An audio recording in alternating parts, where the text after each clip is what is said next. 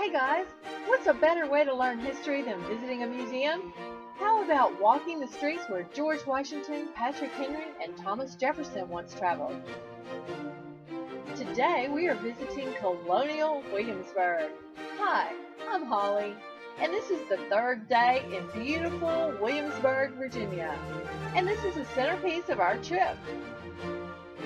This is part of a series that includes Busch Gardens, Jamestown, Yorktown, and here at Colonial Williamsburg.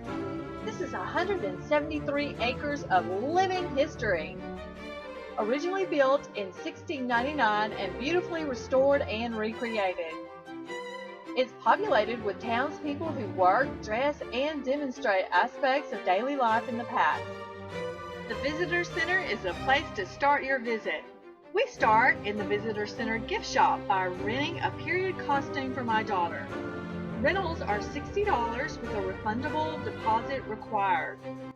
We catch the bus from the Visitor Center, which makes stops along the perimeter of the historic area. We take the first stop to the Governor's Palace, so we can catch the first tour of the day. Vikings being of authority to you as you came in? The armaments. Yeah, the weapons, yeah. There are 540 total weapons in the house if you count all the swords, the muskets, and the pistols all together in one group. It is a reconstructed.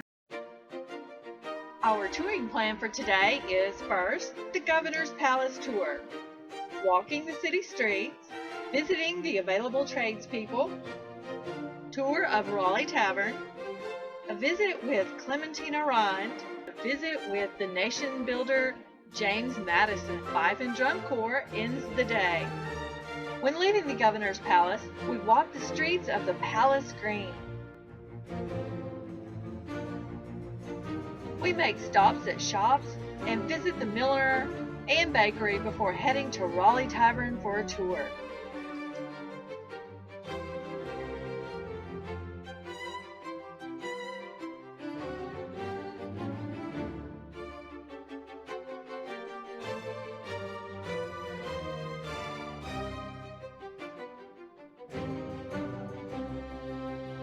There are many tours that are available for no additional charge. Some are free, but some require a reservation, and some are an additional fee.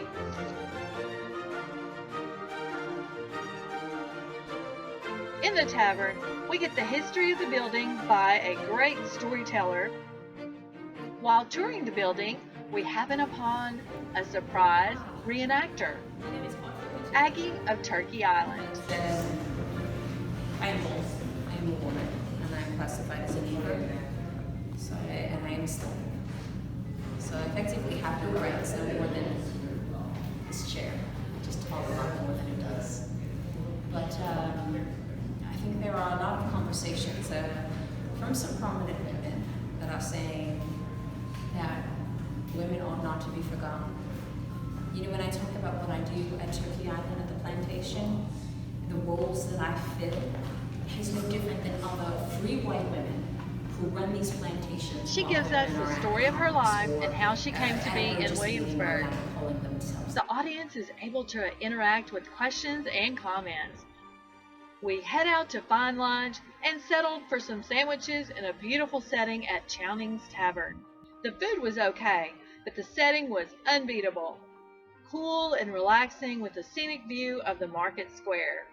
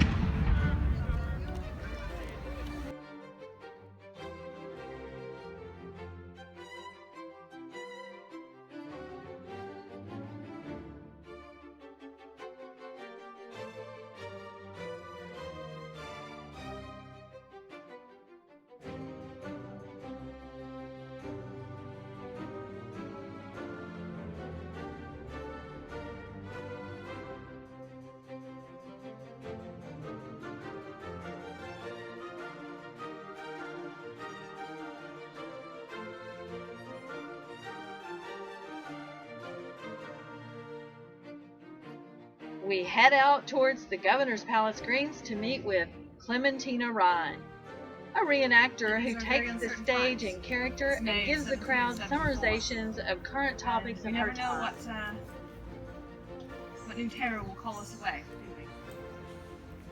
But let us not speak of politics this afternoon. It is far too nice a day for it. I think I saw a few eyebrows raised in surprise when I told you that I was a printer. Is that the case? I think I also saw a few eyebrows raised in surprise when I told you that I was public printer as well. I confess it is not the most common trade for women to fall into. But you do understand that you will find women in almost every trade and business, up and down the 13 colonies and also across the ocean in England, yes? We are not barred from any trade, either legally or even that of socially. Beyond that, I think of rank. For example, Lady Catherine, who is Lord Dunmore's eldest child, I do not think she will be entering into an apprenticeship anytime soon. She has no need for it. But beyond that of rank, you will not find any social looking down upon the nose. After a walk through the palace gardens, we head back to the stage to meet with the delightful James Madison.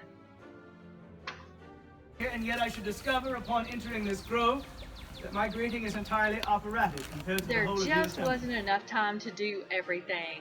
I would have loved to spend another day there, but we had plans for day 4.